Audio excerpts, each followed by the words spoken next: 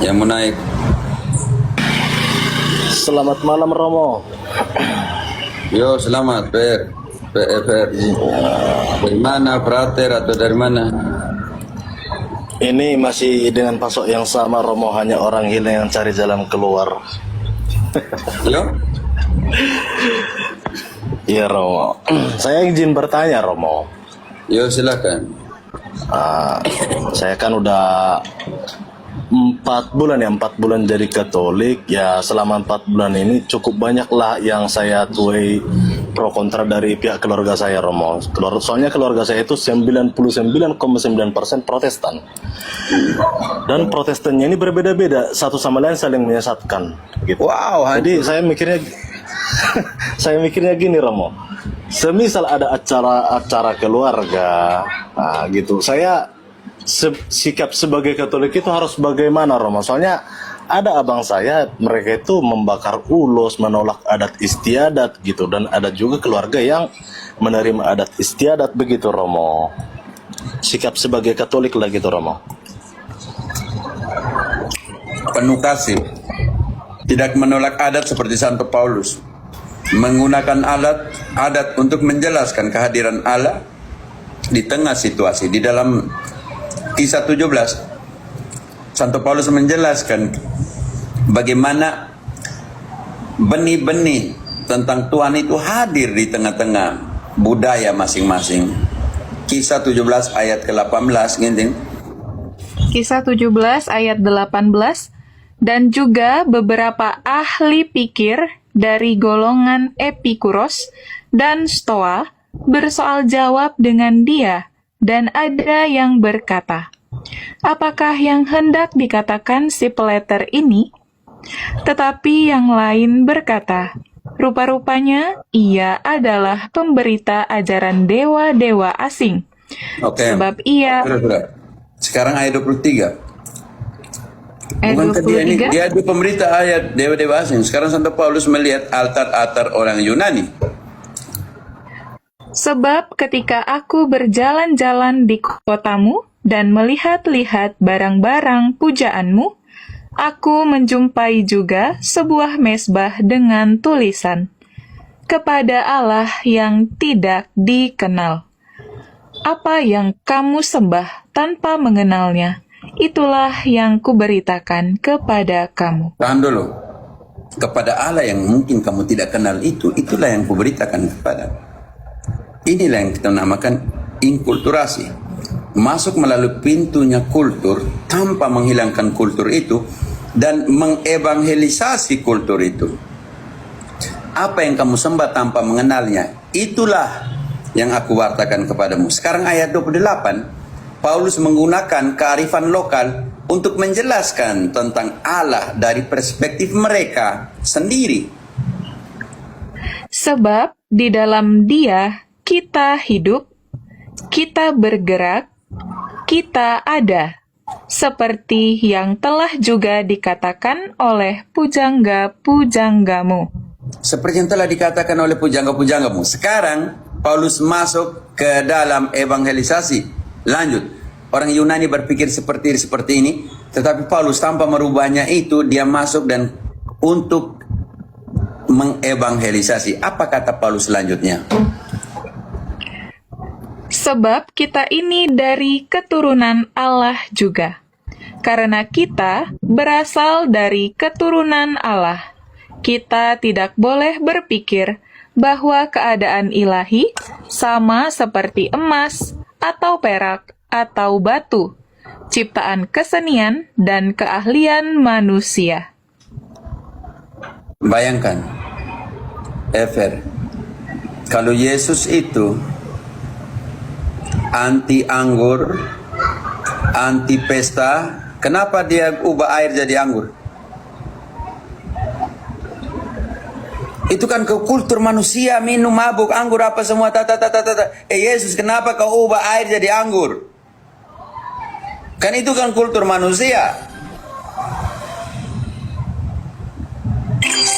Saya punya bapak selalu bilang, yang tidak beradab itu biadab.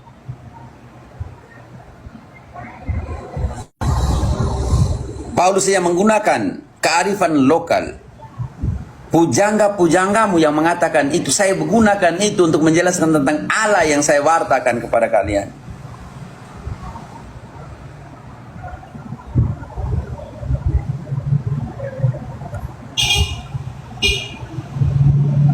Kalau ditunjukkanlah di mana kitab suci mengatakan kalau nikah, pesta, minum, mabuk dan semua, mana di dalam kitab suci. Tapi kenapa Yesus ada di sana dan mengubah air jadi anggur? Pesan teologisnya apa?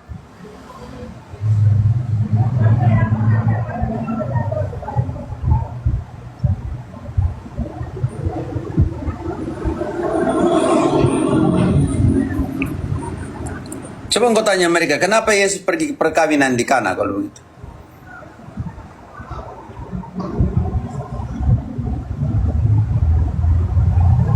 Mana Yesus bilang kau nikah dengan pesta pora, makan, minum? Mana ayatnya?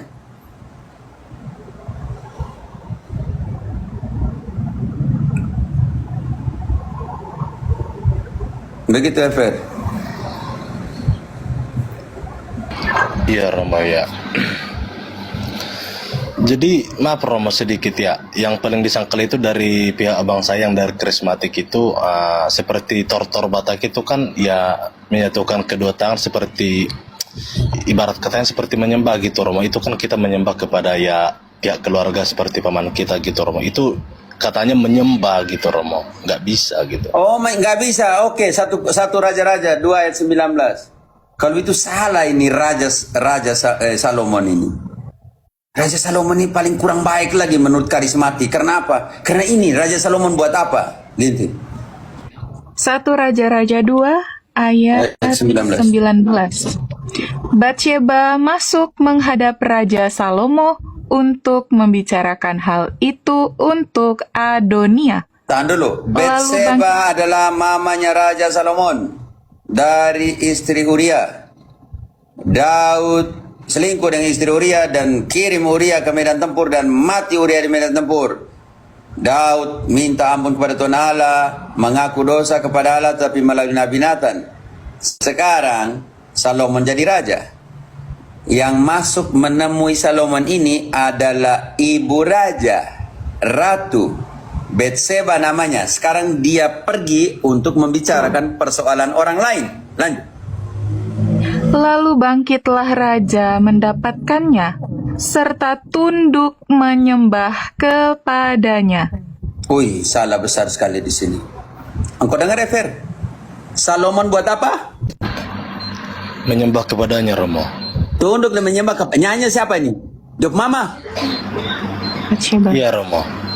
Batsheba. Untung karismatik tidak ada di hadapan Raja Salomon waktu itu. Kalau tidak, Raja Salomon bilang penggal semua orang yang seperti ini.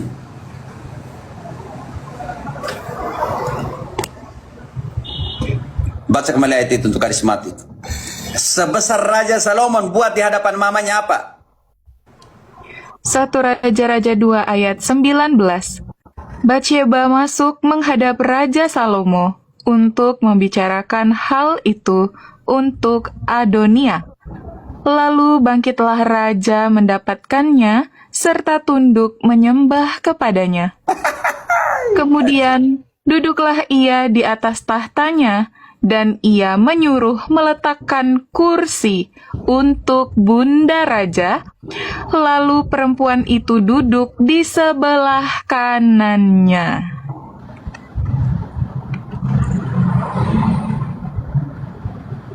Efer, engkau bayangkan waktu itu Omu yang karismatik ada di hadapan Salomon, dia pasti protes tidak? Oh, itu Romo. Untung karismatik baru lahir tahun 1960 ada Charles Barron, kalau tidak rusak semua kekristenan sejak awal.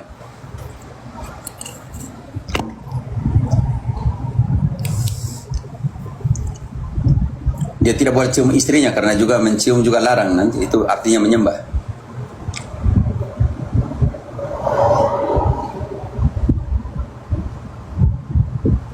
Sikap kita sebagai Katolik bisa tetap ikut ada istiadat gitu Romo ya. Ikutlah, sampai bilang tidak ikutlah.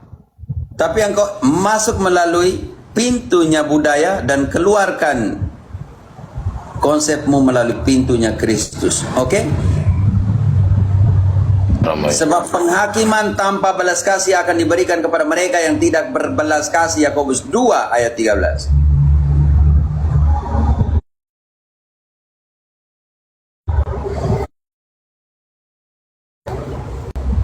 Yakobus 2 ayat sebab penghakiman yang tak berbelas kasih Sebab penghakiman yang tak berbelas kasihan akan berlaku atas orang yang tidak berbelas kasihan, tetapi belas kasihan akan menang atas penghakiman. Baca kembali.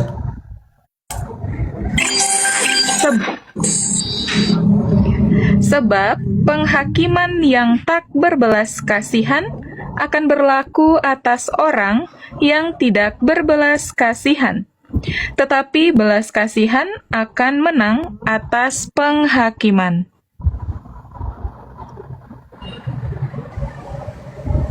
Dan Paulus itu contoh paling nyata ya teman-teman. Dia harus menjadi sama seperti mereka untuk memenangkan mereka. 1 Korintus 9 ayat 22. Hebat ya, inkulturasinya Paulus tuh wow. 1 Korintus 9 ayat 22. Bagi orang-orang yang lemah, aku menjadi seperti orang yang lemah, supaya aku dapat menyelamatkan mereka yang lemah. Bagi semua orang, aku telah menjadi segala-galanya, supaya aku sedapat mungkin memenangkan beberapa orang dari antara mereka. Bayangkan. 1 Korintus yang sama 9 ayat 21 yang tadi 22 ya. Ya, ayat 21. Bagi orang-orang yang tidak hidup di bawah hukum Taurat, aku menjadi seperti orang yang tidak hidup di bawah hukum Taurat. Sekalipun aku tidak hidup di luar hukum Allah, karena aku hidup di bawah hukum Kristus, supaya aku dapat memenangkan mereka yang tidak hidup di bawah hukum Taurat. Sekarang Yakobus, setelah Petrus omong, dia juga berdiri dalam Kisah 15 ayat 19. Yakobus tuh hebat sekali ya. Sebagai uskup Yerusalem dia bilang apa? Kita tidak boleh menjadi tantangan, kita tidak boleh menjadi kesulitan bagi orang-orang lain untuk mengenal Kristus. Kisah 15:19. Sebab itu aku berpendapat bahwa kita tidak boleh menimbulkan kesulitan bagi mereka dari bangsa-bangsa lain yang berbalik kepada Allah. Karena itu ingat bahwa katekismus dan semuanya itu, orang mau berbalik kepada Allah, jangan kau jadi tantangan di situ. Tapi kita harus lihat bahwa ada hal-hal lain yang tidak bisa diinkulturasi. Contohnya kalian beri makan ke nenek moyang begini, yang macam mana ini seperti ini? Macam beri makan dalam pengertian kau sebut ini mama makan untuk engkau, jangan teman-teman, itu yang kita harus lihat di situ, oke? Itu yang harus lihat di situ. Ada budaya yang pergi bunuh orang, yang pergi apa, itu tidak bisa diikuti. Ini yang harus dilihat dalam pengertian itu. Mana yang bertentangan secara liturgis, mana yang bertentangan secara penyembahan kekatolikan, itu juga harus dilihat dalam kacamata itu. Karena itu inkulturasi adalah masuk melalui pintunya budaya dan keluarkan mereka melalui pintunya Kristus. Ini harus lihat juga ya teman-teman dalam pengertian itu. Dan katekismus contohnya KGK ya. KGK itu sangat bagus karena dia membantu kita untuk melihat dalam KGK 1256 1205 dan 1206 menekankan bagaimana melihat inkulturasi itu. Nah, bacalah dari 1204 kalau tidak salah perhatian. Ya, baik Bang. Saya bantu untuk KGK-nya 1204. Oke. Ya, dituliskan di sini. Perayaan liturgi harus sesuai dengan jiwa dan kebudayaan bangsa yang berbeda-beda. Supaya Oh, 1705. Hmm. Oke. Penyesuaian harus memperhatikan kenyataan bahwa di dalam liturgi dan terutama dalam liturgi sakramen-sakramen terdapat satu bagian yang tidak berubah karena ia berasal dari Allah, sehingga gereja harus melindunginya. Di samping Enamnya. Oke. Keanekaragaman liturgi dapat memperkaya, tetapi dapat juga menimbulkan ketegangan, salah paham, dan malah perpecahan. Karena itu, keuskupan dan magisterium dan Bapak Uskup harus melihat situasi itu dalam konteks seperti apa. Oke, teman-teman? Oke. Kira-kira seperti itu, Ever. Iya, terima kasih Romo atas penjelasannya. Tapi ada sedikit Romo gini. Dari segi ada istiadat tadi kan dari HKBP ke krismatik sudah cukup jomplang dan berbeda gitu. Tapi kan mereka juga satu doktrin juga bahwasanya mereka itu, maaf katanya habis meninggal langsung masuk surga gitu Romo, asal percaya Yesus gitu Romo. Tidak bisa masuk di sana bernoda. Ini sudah tema lain, oke? Bukan tema lagi budaya. Engkau sudah lempar ke tema lain. Yang pertanyaan saya, yang tentang budaya sudah selesai supaya bisa masuk ke tema kedua karena engkau mencampurkan itu. Maksud saya gini Romo, kan mereka ini kan sesama gitu kan. Dari keluarga saya ada berapa itu Protestan, berbagai macam lah gerejanya Romo. Tapi mereka ini satu sama lain kayak saling menjatuhkan gitu Romo gitu. Ever, saya mengerti yang kau tadi pertanyaanmu tentang budaya, bagaimana konsep kita ketika bergaul dengan saudara-saudaramu yang Protestan, tetapi pengertian budaya yang seperti apa. Sekarang lahir pertanyaan kedua, yaitu tentang mereka bilang kalau mereka mati karena percaya masuk langsung surga, bisa mengerti? Iya Romo ya. Itu sudah tema kedua, yang mana nih? Masih tentang budaya atau tema kedua?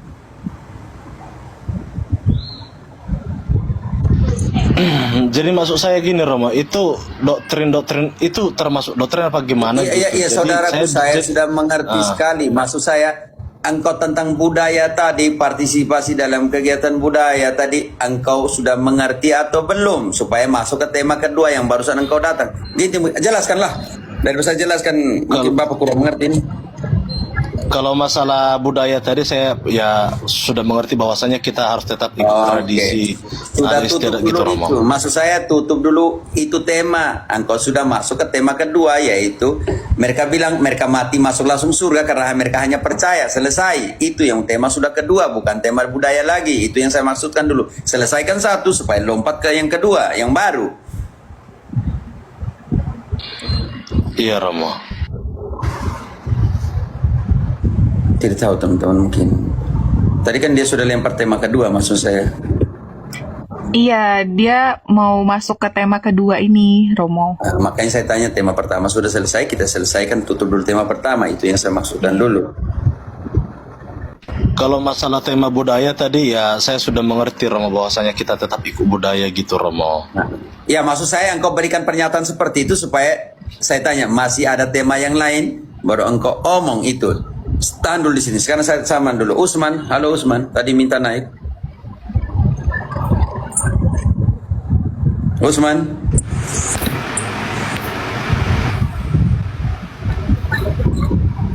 Buruti amo. Buruti, selamat malam Romo. Kalau bahasa Portugesnya bonoiti amo. Artinya selamat malam, bonoiti padre. Saya Spanyol. Selamat malam. Saya Spanyol, bahasa bukan Portugis. Italia. Atau Bahasa Portu. Portugis. Saya Spanyol. Spanyol ya. Dari mana? Bonoiti. Timor Leste. Oke, sapa dulu. Hanya sapa dulu, oke. Di bawah dulu ada siapa namanya? Pas Kribo. Halo Pas Kribo. Ya, selamat malam Romo. Oke, baik. Oke, saya hanya sapa. Kembali ke Frater dulu. Nanti sebentar saya kasih kesempatan kepada Frater. Ever. Frater lagi. Ever. Silakan pertanyaan kedua tadi. Masalah yang masuk surga Romo, kalau saya dari Protestan, berapa gereja saya jalanin di Protestan itu kan kita percaya bahwasanya Yesus itu Tuhan dan Juru Selamat, kita langsung masuk surga gitu. Padahal yang saya dengar-dengar dari Katolik ini kan kita kan melalui penyucian gitu, Romo. Saya menyikapinya bahwasanya Protestan ini VIP gitu, Romo. Ya, oke. VIP-nya itu ada di sini. Saya mau tanya. Mereka pakai ini. Roma 10 ayat 9, Yohanes 3 ayat 16. VIP-nya di sini. Roma 10 ayat 9. Sebab jika kamu mengaku dengan mulutmu bahwa Yesus adalah Tuhan dan percaya dalam hatimu bahwa Allah telah membangkitkan Dia dari antara orang mati, maka kamu akan diselamatkan. Kamu percaya dengan hatimu dan katakan dengan mulutmu, selesai. Enak sekali ya. Kalau begitu bayangkan ada satu tukang bumbun orang, perkosa orang. Kalau dia baca ayat ini enak sekali tuh. Ayat ini mengatakan, jikalau kamu, baca kembali. Dua kata pertama cukup. Sebab jika kamu Tahan dulu. mengaku, Jika kamu, di situ digunakan dalam bahasa Indonesia, terminologi bahasa Indonesia, kata jika itu artinya pengandaian atau tidak pengandaian. pengandaian. Itu sebuah pengandaian. Jika kamu mengakui dengan mulutmu dan percaya dengan hatimu bahwa Kristus adalah Tuhan, kamu akan diselamatkan. Oke. Sekarang ayat itu harus dipulangkan kembali kepada situasi historis. Roma pada saat itu mengalami masa persekusi. Dan kaisar mengatakan dia adalah Tuhan. Barang siapa yang tidak mengakui kaisar sebagai Tuhan akan dibawa kepada kolosium dan dilepas sana supaya dijadikan bahan mainan para gladiator atau barang makanan untuk binatang buas. Tetapi Paulus bilang, kamu tidak diselamatkan, kamu tidak akan diselamatkan. Karena kamu lebih memilih memahami kaisar sebagai kairos. Tetapi jika kamu mengaku Yesus sebagai Tuhan, kairos, bukannya kaisar, maka walaupun kamu mati, dibuang di kolosium, dijadikan bahan makanan untuk binatang, atau korban gladiator dan lain sebagainya, tetapi kamu akan diselamatkan.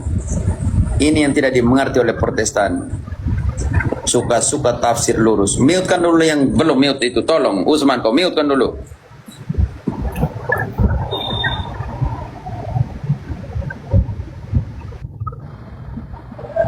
Suka-suka pakai ayat.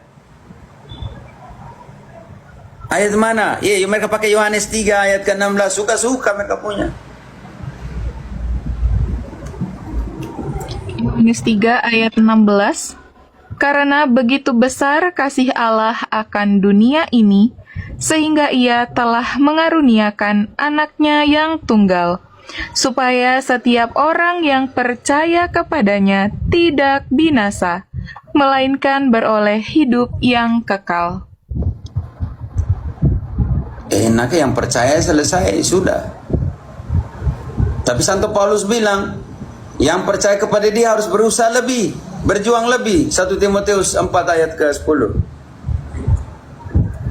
1 Timotius 4 ayat 10.